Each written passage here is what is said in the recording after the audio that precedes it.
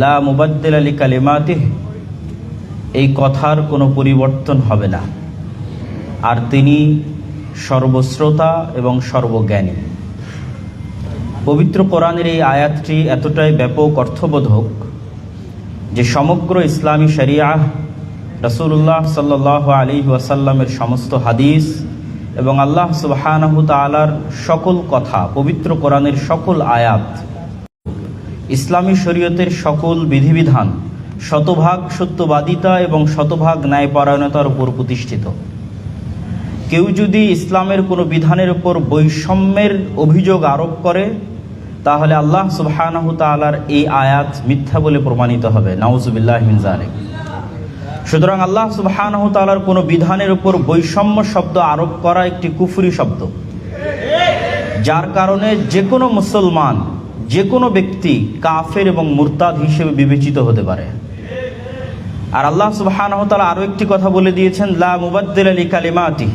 পৃথিবীর পরিবেশ পরিস্থিতি যাই হোক না কেন, বিজ্ঞান ও প্রযুক্তির উত্থান এবং পতন যেখানেই পৌঁছুক না কেন, আল্লাহ সুবহানাহু ওয়া তাআলা কর্তৃক প্রদত্ত বিধানের কোনো পরিবর্তন করার, চুল পরিমাণ পরিবর্তন করার সুযোগ পৃথিবীতে কারো নাই।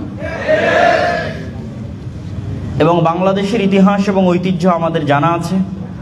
বাংলাদেশের মানুষ 2024 সালের 36শে জুলাই তাদের সেই শক্তি এবং সামর্থ্যের প্রমাণ দিয়েছে। অতীতেও দিয়েছে, 1947 সালেও দিয়েছে, 1831 সালে বালাকোটের ময়দানে দিয়েছে, 1857 সালে সিপাহী বিদ্রোহের সময় দিয়েছে। অসংখ্য আন্দোলন এবং সংগ্রাম এবং শহীদের ইতিহাস এই অঞ্চলে আছে, যা আমাদের সকলের অবগতিতে আছে। সেটিকে সামনে রেখে বর্তমান সরকারকে আমরা বলতে চাই যে বর্তমান সরকার যদিও গণতান্ত্রিক পদ্ধতিতে আসেনি, তবে অবশ্যই একটি বিপ্লব পরবর্তী, একটি গণ অভ্যুত্থান পরবর্তী এবং ইসলামের যে নেতৃত্ব নির্বাচনের ব্যবস্থা আছে, পরামর্শের ভিত্তিতে সরকার নির্ধারণ করা, সেই পরামর্শের ভিত্তিতেই দেশ এবং জাতির যারা স্টেক হোল্ডার, তাদের পরামর্শের ভিত্তিতেই আপনারা এখানে এসেছেন।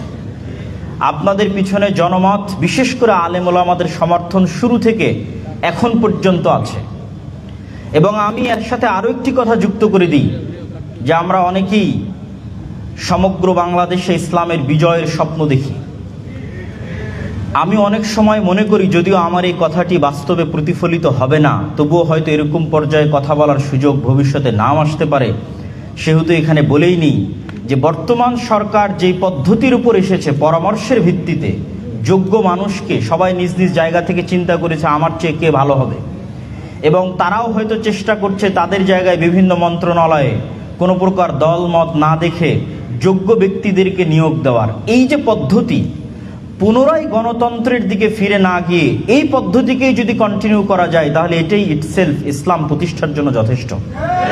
এটা অনেক সময় আমরা বুঝি না যে এই সরকার যেই দিন শেষ হবে, আমাদের দাবি থাকা উচিত যে সেই দিনও পরামর্শের ভিত্তিতে সরকার প্রধান নিযুক্ত করতে হবে। আলেম ওলামাদের পরামর্শ, দেশের অন্যান্য স্টেক হোল্ডারদের পরামর্শ, তাদের পরামর্শের ভিত্তিতে সরকার প্রধান আসবে, তিনিই তার পছন্দ মতো তখন তার ক্যাবিনেট ঠিক করবেন। এটাই ইসলাম। কিন্তু আমরাই যখন আবার ব্যাকফুটে গিয়ে বলতেছি নির্বাচনে অংশগ্রহণ করব, নির্বাচন দিব, সেক্ষেত্রে আমি আপনাদের একটি কথা স্মরণ করিয়ে দিতে চাই। যেহেতু গণতান্ত্রিক দেশ, নির্বাচন হবে, গণতন্ত্র আসবে, তবে আমার একটা পরামর্শ আমি আপনাদের বলে যেতে চাই। সেটি হচ্ছে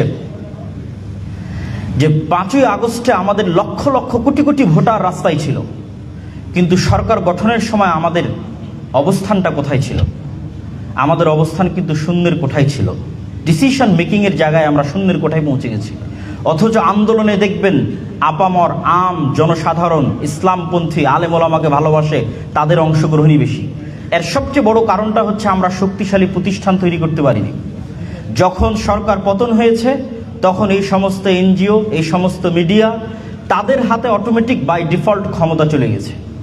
এই জন্য আমি উদাত্ত আহ্বান জানাবো, আজকে এখানে দেশের বড় বড় ইসলামী দলের নেতারা উপস্থিত আছেন, আপনারা যেমন নির্বাচন কেন্দ্রিক প্রস্তুতি নিচ্ছেন, আপনাদের দীর্ঘমেয়াদী মুসলমানদের শক্তিশালী প্রতিষ্ঠান, শক্তিশালী মিডিয়া, শক্তিশালী অর্থনৈতিক প্রতিষ্ঠান এগুলো তৈরি করার জন্য আপনাদের চিন্তা চেতনা এবং পরিশ্রম করতে হবে, যেন আগামী 20 বছর 25 বছর 30 বছর যখনই আবারও এরকম প্রেক্ষাপট আসবে, তখন যেন স্টেক হোল্ডার ডিসিশন মেকিংয়ে শক্তিশালী প্রতিষ্ঠান থাকার কারণে ইসলামপন্থীরা সেই জায়গায় পৌঁছতে পারে। এটা আপনাদের প্রতি উদাত্ত আহ্বান।